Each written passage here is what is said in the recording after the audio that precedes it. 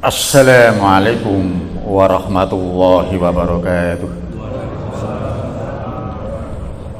Alhamdulillah alladzi 'allama bil qalam 'allamal insana ma lam ya'lam.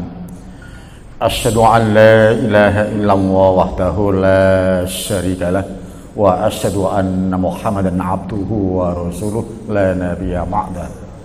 Raditu billahi rabba wa bil islami dina wa bi Muhammadin nabiyya wa rasula. Allahumma inni as'aluka rizqan thayyiban wa ilman nafi'a wa amalan mutaqabbala. Bapak Ibu para jamaah salat subuh yang dirahmati Allah, mari kita bersama-sama tidak henti-hentinya untuk senantiasa berucap-ucap syukur kehadirat Allah Subhanahu wa taala. Karena sampai dengan pagi ini kita masih diberi kesempatan oleh Allah di pertama muka bermuajah untuk bersama-sama kita menegakkan salat di masjid yang insya Allah penuh dengan barokah dari Allah Subhanahu wa taala. Mudah-mudahan seluruh aktivitas kita selama ini, baik aktivitas yang terkait dengan ukhrawi ataupun duniawi, semuanya diterima dan mendapatkan ridho dari Allah Subhanahu wa taala. Sholawat dan salam mudah-mudahan tetap terlimpah pada junjungan Nabi besar Muhammad SAW yang telah membimbing umat manusia dari zaman gelap ke zaman yang terang, dari zaman biadab menuju zaman yang beradab.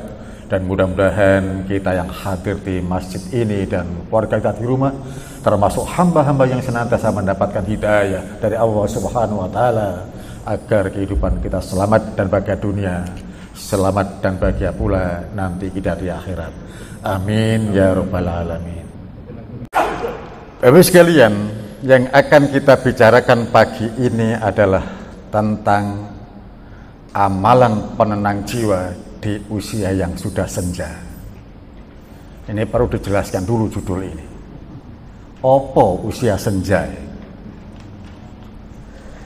Bapak sekalian, kalau kata senja itu dihubungkan dengan matahari, maka waktu senja itu adalah waktu yang sudah dekat antara matahari segera akan tenggelam. Kalau dihubungkan dengan usia, maka usia senja itu adalah usia yang sudah mendekati ajal. Kelihatannya di sini sudah banyak yang senja ini. Ya, Bapak sekalian, orang Islam yang beriman kepada Allah sangat yakin bahwa hidup itu tidak cukup hanya di dunia. Hidup itu mesti berlanjut. Perjalanan kita sekarang masih pada tataran hidup di alam dunia. Cepat atau lambat, suka atau tidak suka, kita akan pindah ke alam lain, namanya alam barzah. Di alam barzah tidak cukup, maka akan berlanjut perjalanan kita itu ke alam akhirat. Bapak sekalian, kata barzah dalam Al-Quran yang 6.230 ayat itu hanya terulang 3 kali. Yang 3 kali ini menyebutkan tentang 2 hal. Barzah yang pertama disebut Al-Quran untuk membedakan, memberikan batasan mana air laut yang rasanya tawar dan mana air laut yang rasanya asin. Itu ada barzah, dinding pembatas. 2 ayat berikutnya menceritakan, memberikan pengertian bahwa barzah itu merupakan alam pembatas antara alam dunia dan alam akhirat. Barzah itu bukan alam akhirat sebab belum kiamat. Juga bukan alam dunia sebab orangnya sudah meninggalkan dunia. Dan ini yang mesti kita pahami. Setiap alam itu nanti kita membutuhkan apa arti ketenangan dalam hidup itu. Tenang di alam dunia, tenang pula di alam barzah. Oleh karena itu pagi ini kita bicarakan amalan apa yang bisa menenangkan jiwa di usia kita yang senja ini. Bapak sekalian, sebagai pendahuluan ya, sudah menjadi sunatullah. Masa tua itu berbeda dengan masa muda. Nanti Pak, ada alarm, ada tanda-tanda yang diberikan oleh Allah untuk kita. Kalau sudah rambut itu berwarna putih, hati-hati, sudah usia senja sampean.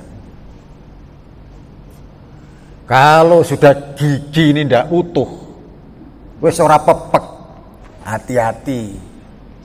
Itu sunatullah, alarm bagi kita. Kita sudah menuju ke usia senja. Pada saat kita tidur badannya kuat, sehat, begitu bangun awak pating cerkot, hati-hati. Itu pertanda jenengan sudah memasuki usia senja.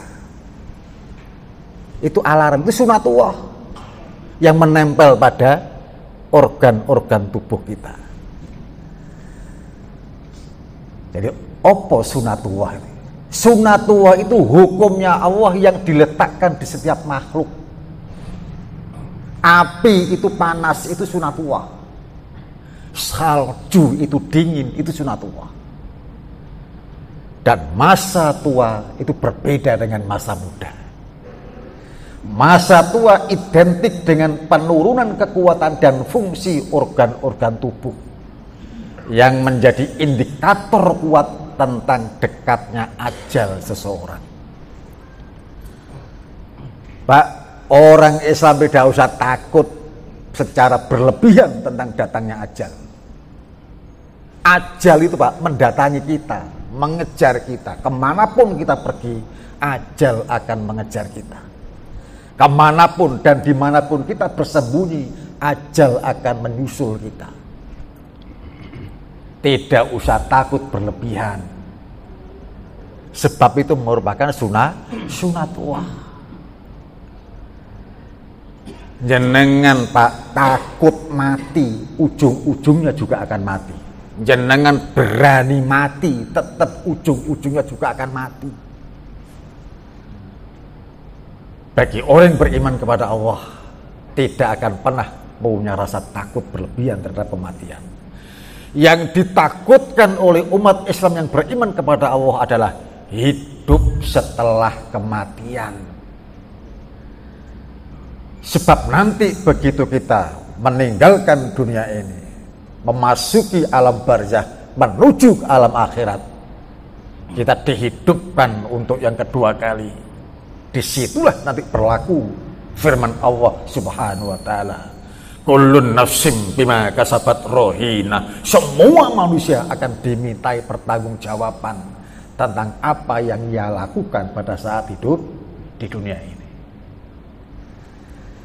Allah Subhanahu wa ta'ala berfirman, yang memberikan petunjuk bagi kita agar kita mendapatkan ketenangan hidup, ketenangan jiwa, ketentraman batin. Dan ini merupakan janji Allah Subhanahu wa ta'ala. Ayat itu diabadikan dalam Al-Quran surat An-Nahl ayat 97. A'udzubillahi minasyaitonirrajim. Man 'amila sholihan min dzakarin aw untha wa huwa mu'min falanuhyiyannahu hayatan thayyibah wa lanajziyannahum ajrahum bi ahsani ma kanu ya'malun. Barang siapa yang mengerjakan amal soleh,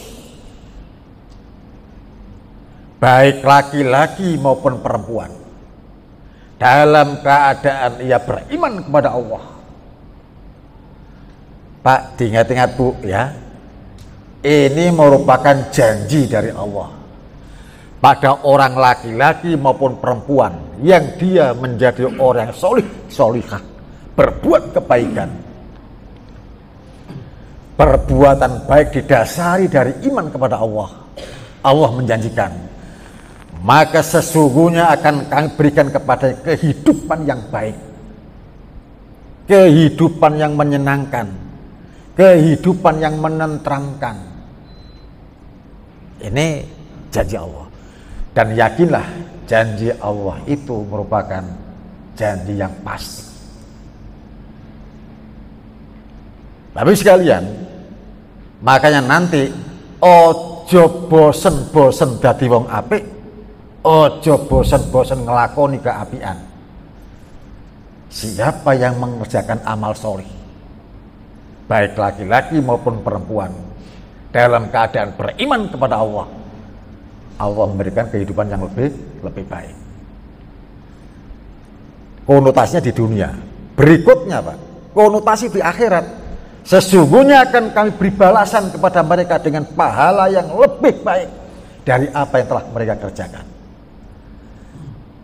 Makanya mari kita bersama-sama Pak, senantiasa memohon kepada Allah, digolongkan sebagai orang-orang hamba-hamba yang solih. Sebab dalam keadaan yang solih itulah Allah memberikan keutamaan-keutamaan. Pak John Sewu nggih wonten donga ngeten Pak, kula bukake kitab mawon ya. Tapi nyuwun sewu niki kitab kita gundul nggih. Mboten napa-napa mangke di waos samercang ya. Ada kitab yang namanya Amal Yaum wal Lailah. Yang menulis siapa? Yang menulis Imam Nasai, ahli hadis. Imam hadis Pak. Nah, ini kitabnya Pak. Ya. Amal Yaum wal Lailah yang menulis Imam Nasai, juz 1 halaman 180. Nah, ini ada doa ini Pak. Mungkin jenengan pun hafal sedanten. Allahumma atini afdhala ma tu'ti ibadakas sholihin. Yang saya blok itu ya, yang saya blok itu. Allahumma atini afdhala ma tu'ti ibadakas sholihin.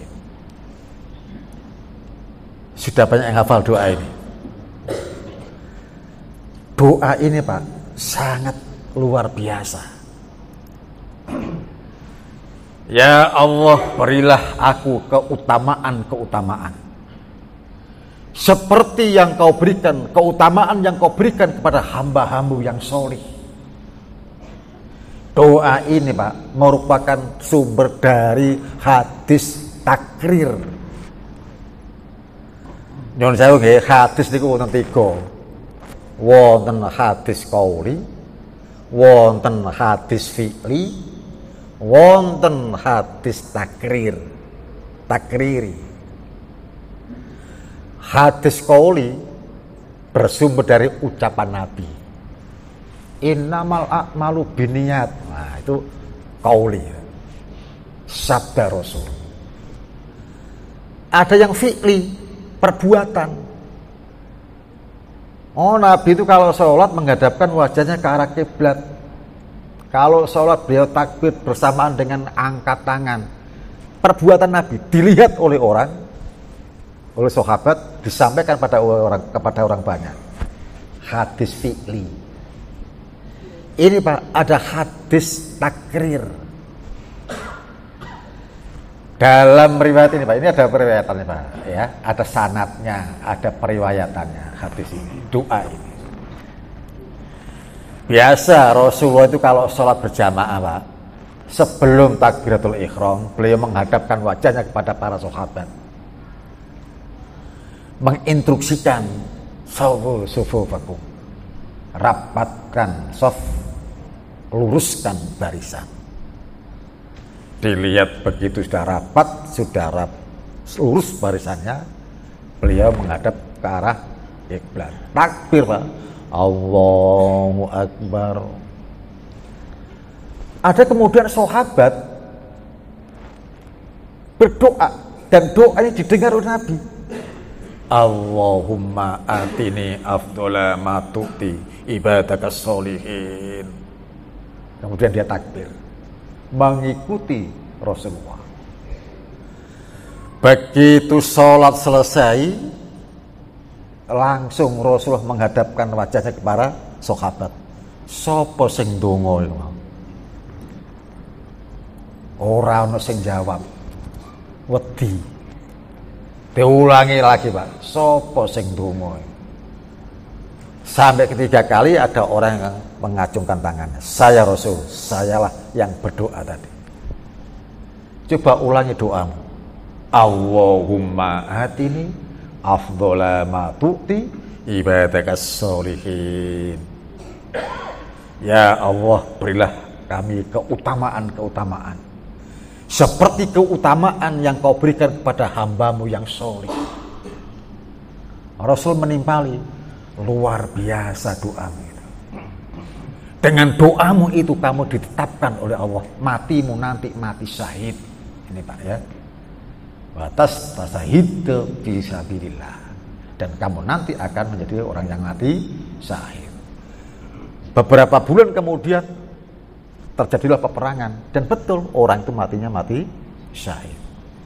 Ini doa yang diucapkan oleh orang-orang yang sudah berdiri tadassuf pada saat ia sholat berjamaah. Tapi dungung ini tidak pakai umum. Pada doa ini Pak, dari hadis takrir, ucapan perbuatan seorang sahabat yang disetujui oleh Rasulullah SAW. Ya, hadis takrir itu banyak Pak. Contoh, Pak, azan yang kita dengarkan setiap hari 5 waktu itu bersumber dari hadis takrir. Pada saat Rasulullah mengumpulkan seorang sahabat, beberapa sahabat untuk sholat, kemudian beliau bertanya, ya opo enake ngumpulno sahabat kanggo sholat berjamaah. Ono sing usul pakai trompet saja. Yang lain mengatakan jangan, nanti seperti orang Yahudi. Sudah kita pakai lonceng saja. Oh jangan, nanti seperti Nasrani. Akhirnya tawakuf itu dihentikan, menemui jalan buntu, bubar sudah, nggak ada keputusan. Beberapa hari kemudian datanglah Umar bin Khattab mengatakan, wahai Rasul, saya bermimpi 3 hari berturut-turut dengan mimpi yang sama. Mimpi apa ya Aba Umar?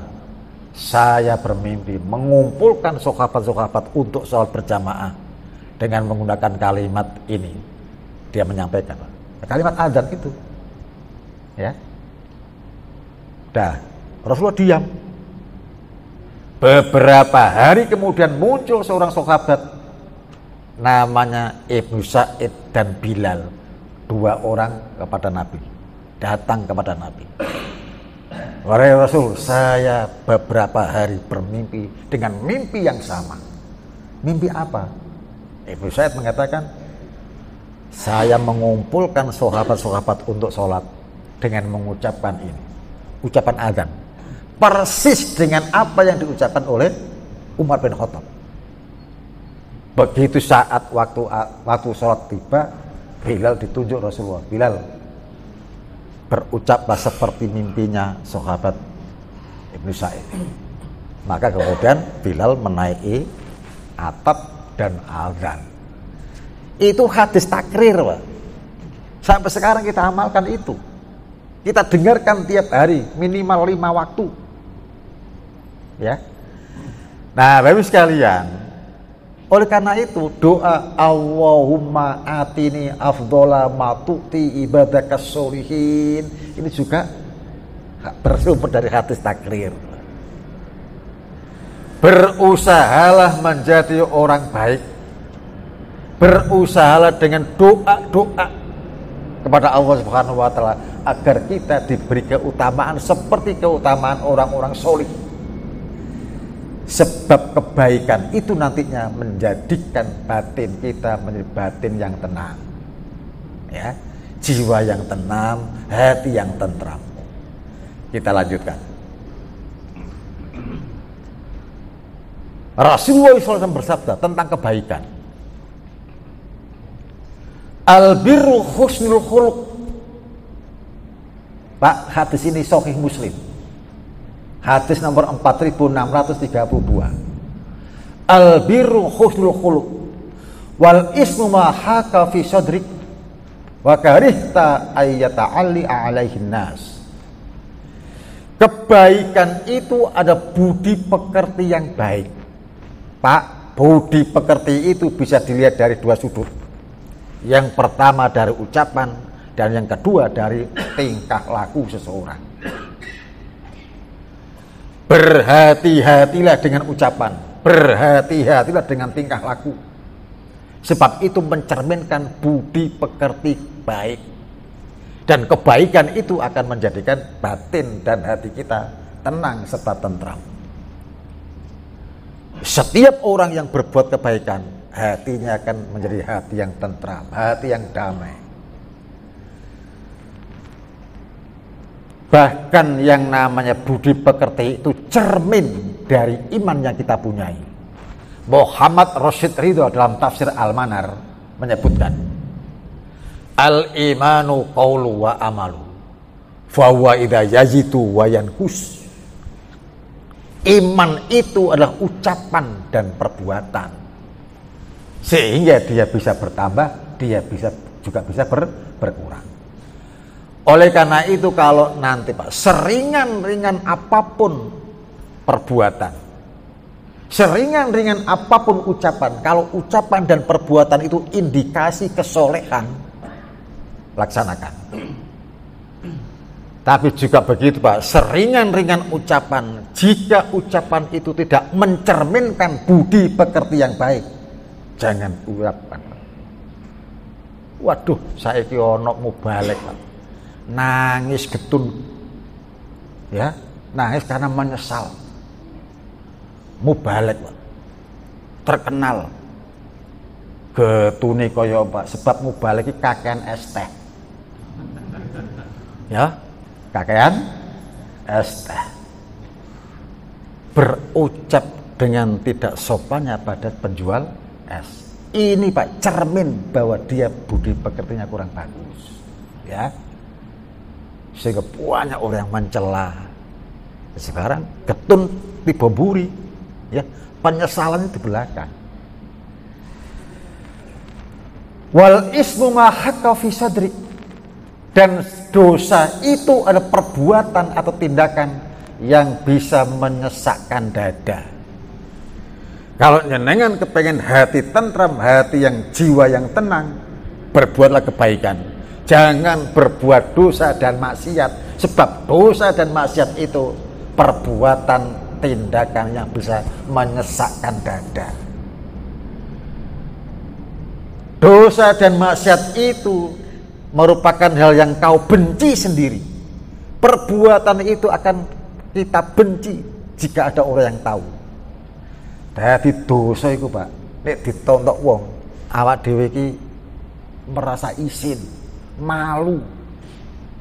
Makanya Rasulullah SAW menyebutkan Pak, dalam hadis yang agak panjang, dalam Musnad Ahmad, mintalah petunjuk pada dirimu sendiri, takono nang atimu dewe-dewe tentang kebaikan dan dosa itu, kebaikan dan keburukan itu.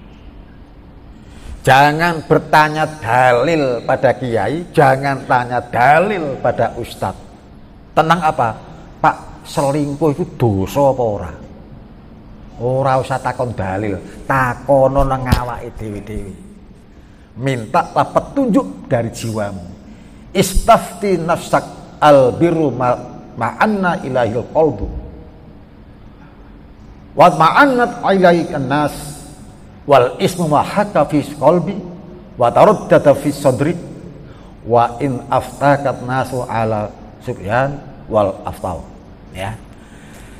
Jadi kebaikan itu adalah sesuatu yang dapat menenangkan dan menenteramkan jiwa, sedangkan keburukan itulah sesuatu yang meresahkan hati dan menyesakkan dada.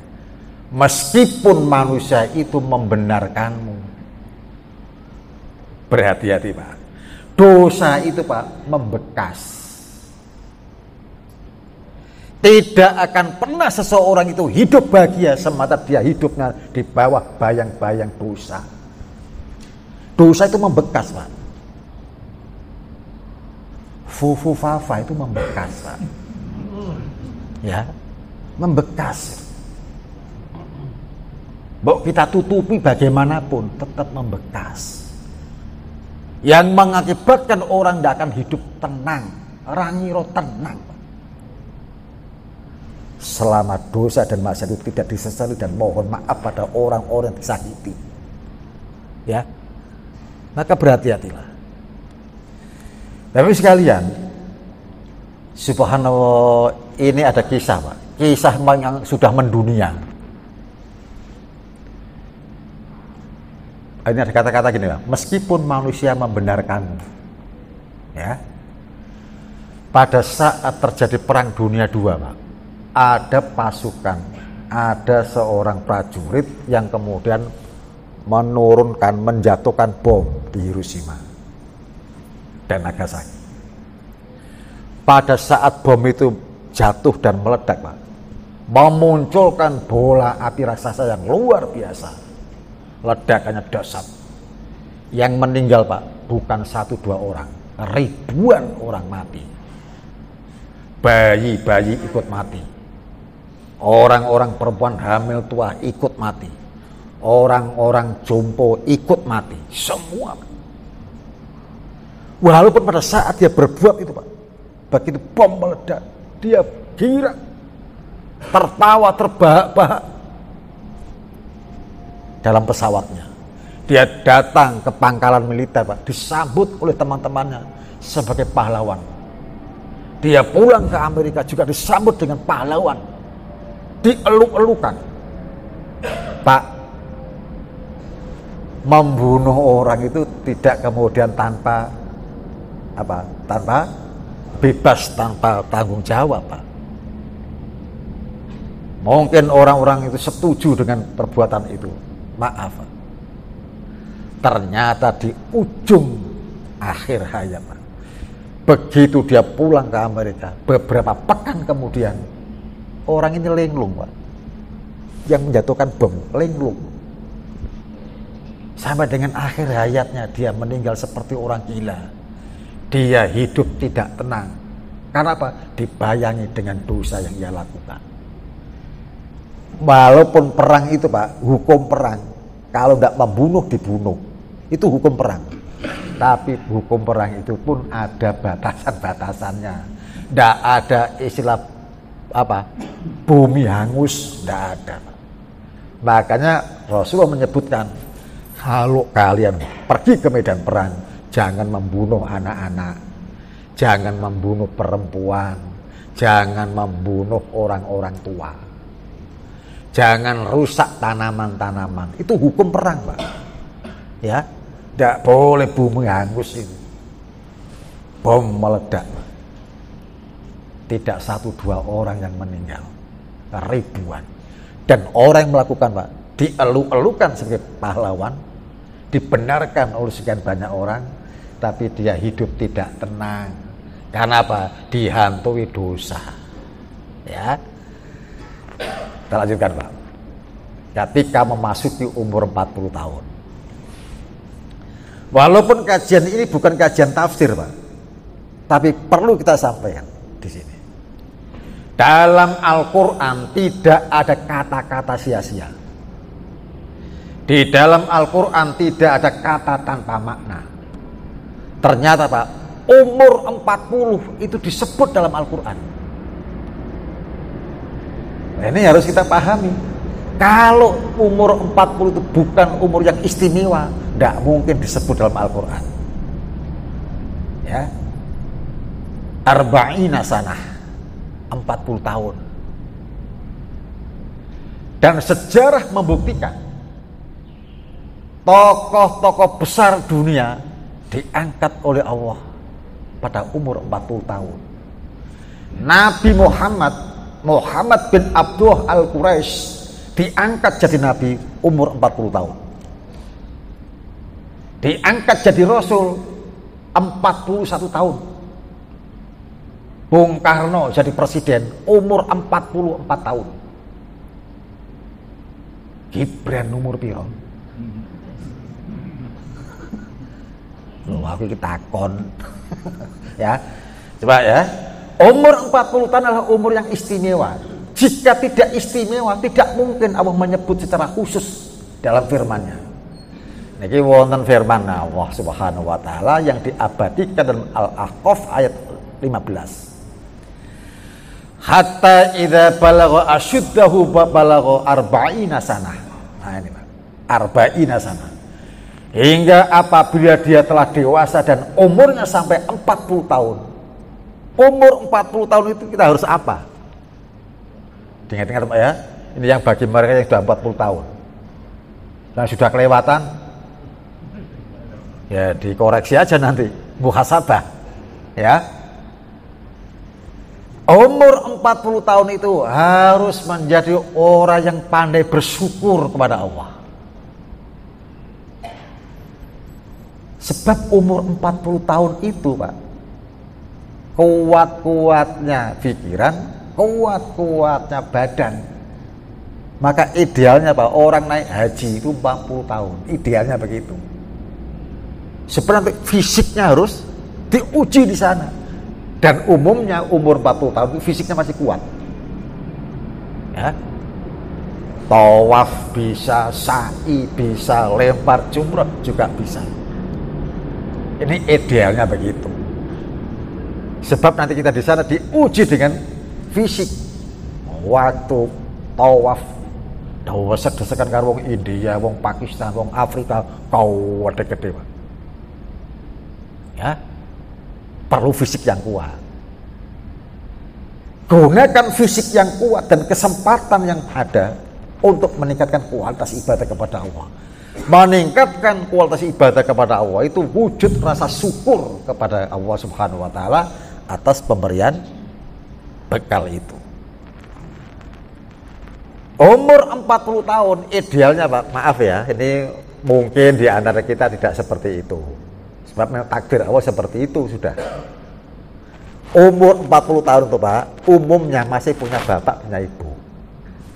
Ke atas, ke bawah dia sudah punya istri, sudah punya anak. Itu umur 40 tahun Pak. Ke atas punya ayah, punya ibu, punya mertua, punya ibu mertua. Ke bawah dia punya istri, punya anak. Dua yang ke atas dan dua yang ke bawah dijadikan lahan untuk berbuat kebaikan. Semua yang kita lakukan untuk kesejahteraan keluarga, hakikat adalah ibadah kepada Allah. Ya, disyukuri nikmat-nikmat itu. Dan engkau telah berikan kepadaku dan kepada ibu bapakku, supaya aku dapat berbuat amal kebaikan. Bapak sekalian, pada saat umur 40 tahun itu pun harus banyak-banyak bertaubat kepada Allah Subhanahu wa taala. Sebab bisa jadi jenenge jek enom Pak. Ya, masih terbawa dengan emosinya, masih terbawa dengan masa mudanya. Banyak kesalahan-kesalahan yang mungkin ia tidak sengaja. Banyak-banyaklah beristighfar, bertaubat kepada Allah Subhanahu wa taala. Ketika memasuki umur 60 tahun. Nah, sekarang 60 tahun Pak, ya. Tapi sekalian, Rasulullah SAW bersabda begini. A'maru ummati ma baina sitina ila sab'ina wa aqalluhum may yajuzu dzalik. Kita di mana di sini letaknya ya? Ini sabda Rasulullah dalam Sunan At-Tirmidzi.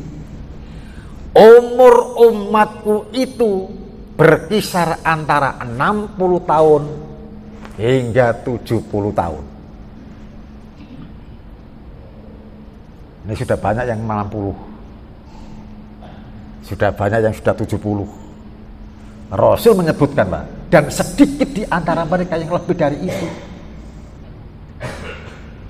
Umur 60 tahun sampai 70 tahun itu Pak, umur yang sudah dianggap cukup. Cukup dalam beribadah kepada Allah Subhanahu wa taala, cukup untuk menerima hidayah, cukup untuk beramal soleh. Oleh karena itu Pak, nanti bagi yang sudah umur 60 tahun, Nabi saja itu umurnya ditakdirkan oleh Allah hanya 63 tahun. Kemudian wafat. jenengan yang sudah umur 60 tahun, hati-hati Pak, kontrake karek 3 tahun. Ya, kalau kita menggunakan ukuran Nabi, Pak. Pak, saiki aku wis 62, karek setahun. Saiki aku 63, Jumat Legi menil. Ya. Ini perlu kita apa? Perlu kita gunakan untuk muhasabah nantinya. Dan sedikit di antara mereka yang lebih dari itu. Mungkin di antara kita yang sampai 70 tahun. Subhanallah, bersyukurlah. Pak, aku lupa 72. Wah, luar biasa. Ya. Saya masih 59. Belum 60 ya. Masih 59. Nah, lalu sekalian, pada umur yang sudah senja 60 sampai 70 tahun ini, diingat-ingat Pak, ini ada ayat yang berisikan tarhib, ancaman. Yang surat itu diabadikan dalam Quran surat Fatir ayat 37. Surat Fatir itu surat yang ke-35 ya, sebelum surat Yasin. Kalau Yasin kan 36, Fatir 35. Di situ Allah menggunakan cerita untuk memberikan pemahaman bagi umat manusia. Apa ceritanya Allah Subhanahu wa taala diabadikan itu? Ada orang yang umur 60 sampai 70 tahun meninggal dunia, Pak, dengan membawa sekian banyak dosa dan maksiat. Subhanallah. Pada saat dia di alam akhirat dimasukkan dalam neraka. Ini ayat-ayat tarhib, ayat-ayat ancaman, Pak. Subhanallah, apa yang diteriakkan? Ya Tuhan kami, keluarkanlah kami dari neraka ini. Niscaya kami akan mengerjakan amal yang soleh, berbuat kebaikan, berlainan dengan apa yang telah kami kerjakan pada saat hidup di dunia. Dalam ayat yang lain disebutkan, Pak, keluarkanlah kami, kembalikan kami ya Allah ke alam dunia, walaupun 1 hari. Akan kugunakan 1 hari itu untuk banyak-banyak beribadah, banyak-banyak bersedekah. Tapi ucapan seperti ini, Pak, itu kan merupakan ucapan-ucapan yang tidak ada guna. Karena apa? Sudah melewati sekian banyak umur, sudah melewati masa-masa hidup di berbagai alam. Alam dunia, alam barzah. Ini penyesalan adalah alam akhirat. Kembalikan aku ya Allah ke dunia. Akan kugunakan walaupun 1 hari untuk banyak-banyak beribadah, banyak-banyak beramal soleh. Dalam melihat hadis ya, yang agak panjang itu hadisnya disebutkan, setiap pagi itu habis subuh, dan setiap petang itu habis asar. Orang-orang yang hidup di alam barzah, wong Jawa ngarane alam kubur, ya, itu ditunjukkan oleh Allah Subhanahu wa taala. Jika telah kiamat tiba, iku lho nggonmu meneh. Itulah tempatmu nanti. Maka orang-orang soleh, Pak, diberitahu gambaran-gambaran surga. Maka dia di alam barzah memohon kepada Allah, ya Allah, percepatlah datangnya kiamat, percepatlah datang kiamat, agar setelah kiamat dia bisa masuk ke surga itu. Demikian pula orang yang zalim, pendosa-pendosa yang belum bertaubat, dia meninggal, dia pun berteriak-teriak, ya Allah, kembalikan aku ke dunia, kembalikan aku ke dunia, walaupun 1 hari.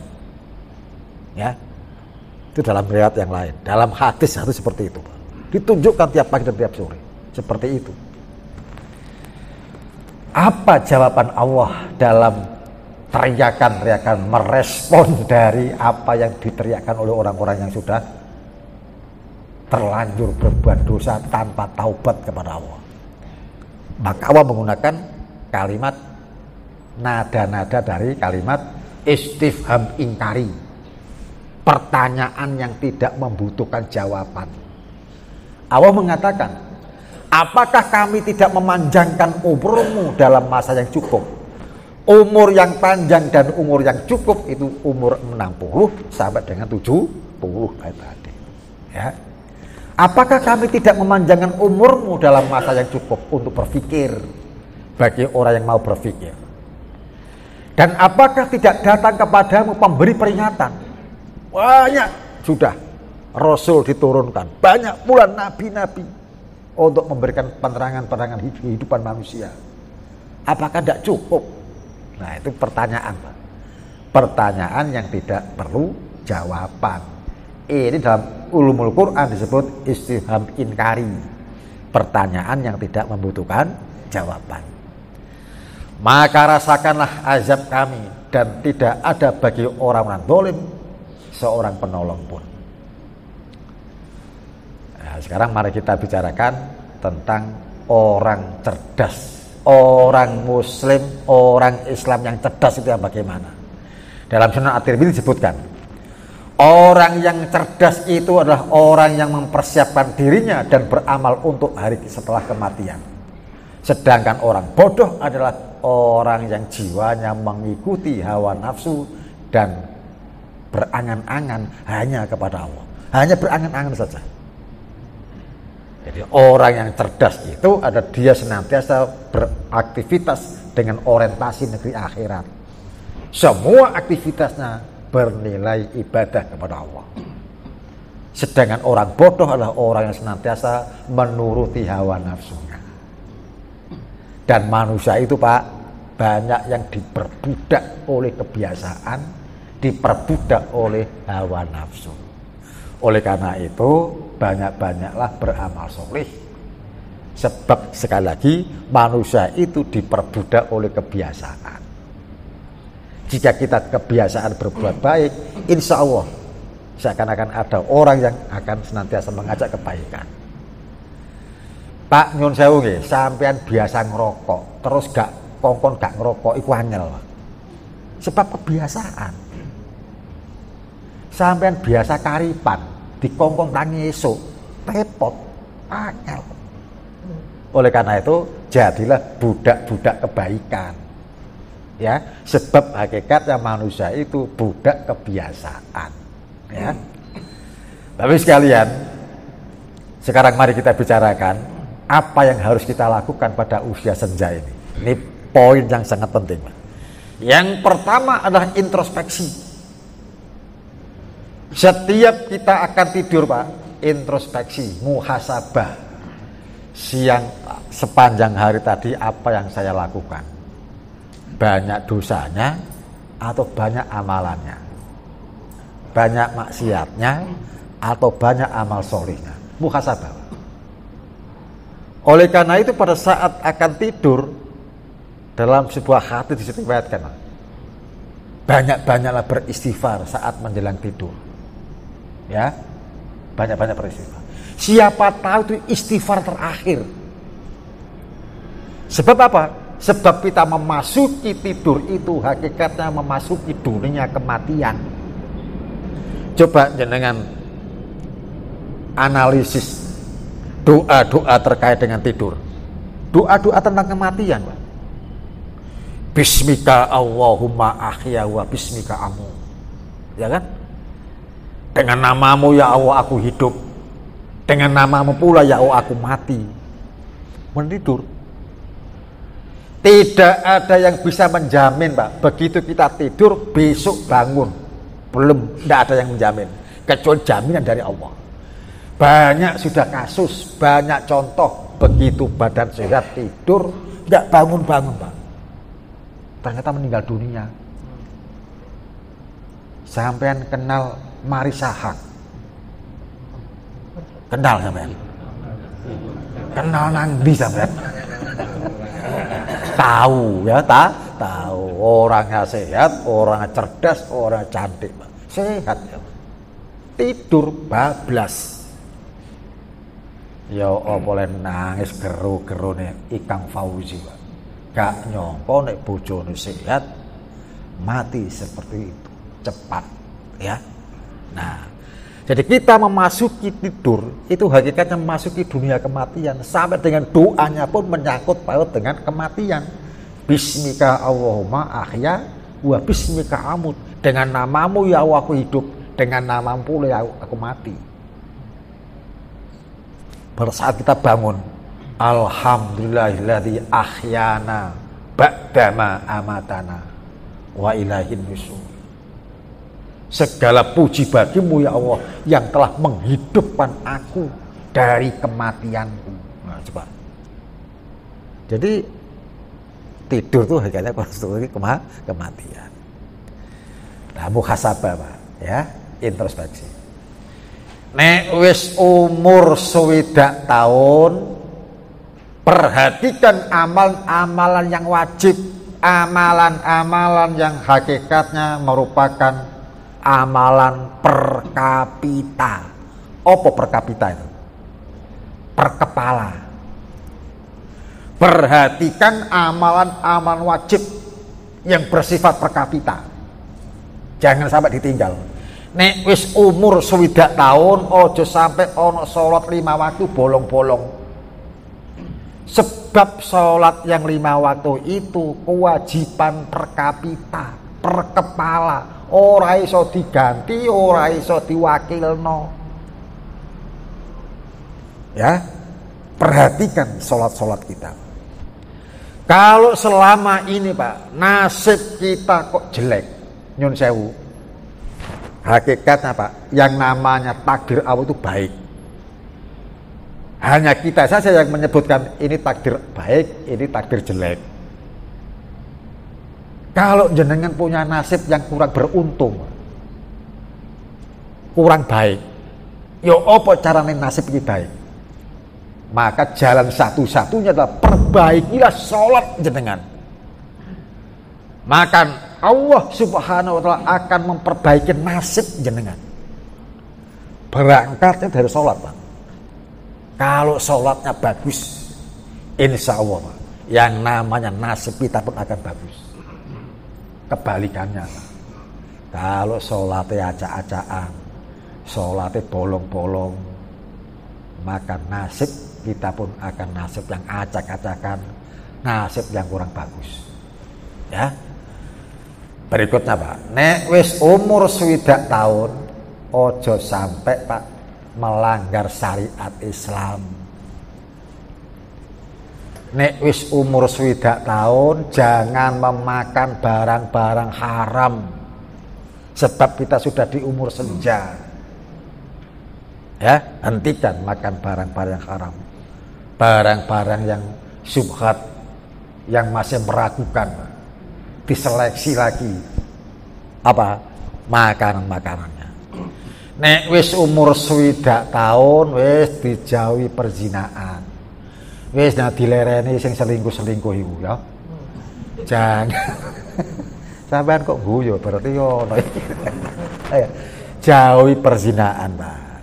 Nek wis umur 60 tahun jangan berprasangka buruk pada orang lain. Jangan mencari-cari kejelekan orang lain. Carilah kejelekan diri masing-masing. Muhasabah, introspeksi. Nek wis umur 60 tahun jangan saling mendiamkan. Nek wong Surabaya ngarani jotaan, siwaan. Sing rukun karo tangga, ya. Aja atik seman-semon karo tangga. Pak, Mak, wis tuwa, Mak, aja semon-semon. Ya. Kalau sudah umur 60 tahun jangan saling tipu. Utamanya pada saat jual beli. Pak, maaf ya. Nanti kalau jenengan mau membeli semisal kopi, membeli beras, membeli gula, kan ono timbel, Pak, ya. Ono timbel. Ndak apa-apa, sampean lihat timbel itu. Sampean pegang, sampean balik timbel itu. Bokonge timbel iki bolong. Ini kalau penjualnya nakal, Pak. Bolongan iki Pak dibor meneh. Digedeni maneh, disok. Akhirnya apa? Besarnya timbel tetap, tapi bobote berkurang. Ya. Ngene iki Pak, digawe nimbang kopi. Gawe nimbang gula. Gawe nimbang jeruk. Gawe nimbang duku. Iya nek 1 kilo, nek 10 kilo, apa gak ping? Ya kan? Iku penjual sing nakal. Sampean tuku duku wis gak 1 kilo maneh, Pak. Wis berkurang. Iku penjual sing nakal. Pembeli gak kurang akal, Pak. Tuku duku ngicipi ae sing akeh. Ya. Akhirnya apa, Pak? Subhanallah, sing dodol nakal, sing tuku yo nakal. Sing dodol zalim, sing tuku yo zalim. Ngene urip kon barokah itu kondi. Ya. Lah, sudah umur 60 tahun, jangan saling tipu dalam jual beli. Jangan saling mendengki, jangan saling memusuhi. Ya. Nek wis umur 60 tahun wis dilereni ngombe-ngombe, ya. Subhanallah, saya punya kenalan, tetangga, Pak. Mudah-mudahan di sini tidak ada. Tonggo kula nih, Pak. Subhanallah, umur 60 tahun gerbengi ngombe. Gerbengi ku ngomben-ngomben. Mendem-mendeman. Anyon sewu nggih, kula ni elek-elek nate dados ketua RW. Ya. Wis buareng kerja bakti, kabeh warga kerja bakti. Metu kabeh. Termasuk wong sing mendeman iki. Wong sing mendeman iku umure ke pangaran mertua, ya. Tak cedheki. Cak nyeluki cak nang Surabaya. Cak senati lereni bae aja ate ngombe-ngombe ngono. Wis tuwa. Jawabannya apa, Pak? Dek Imam, aku nih gak ngombe, awakku pating cerkot. Wah. La ilaha illallah, innalillahi wa inna ilaihi raji'un, ya. Iki kan wis kecanduan, Pak. Nek wis umur 60 tahun wis dilereni, Pak, dilereni, ya. Jangan sampai minum minuman keras. Akhirnya dia itu leren, Pak. Lerene gak perkara taubat. Lerene perkara gak iso tuku. Ora ana kancane sing mau ngebosi. Lah apa ngebosi wong tuwek ngene ya, gak ana gunane. Akhirnya berhenti. Berhenti bukan karena taubat, karena memang gak bisa beli minuman keras. Kalau sudah umur 60, galakkan hidupkan amal-amal sunnah. Utama sunnah yang banyak ditinggal orang. Pak, banyak Pak di antara kita sudah sering meninggalkan sunnah Nabi. Sunnah Nabi yang sering ditinggal apa? Masalah istikharah. Istikharah. Apa istikharah itu? Mohon dipilihkan yang terbaik untuk kita. Istikharah itu ada 2, Pak. Ono salat istikharah, ono doa istikharah. Dan Nabi, Pak, setiap memilih sesuatu itu mesti istikharah dulu, doa dulu. Pak, nanti termasuk ibu-ibu nanti di rumah buka lemari pakaian. Sekian banyak pakaian yang ada di lemari kita. Pertanyaannya, lapo sampean subuh gawe pakaian ini? Pilihan. Ya kan? Pilihan. Akeh klambi, lapo sampean subuh gawe pakaian iki? Iku pilihan.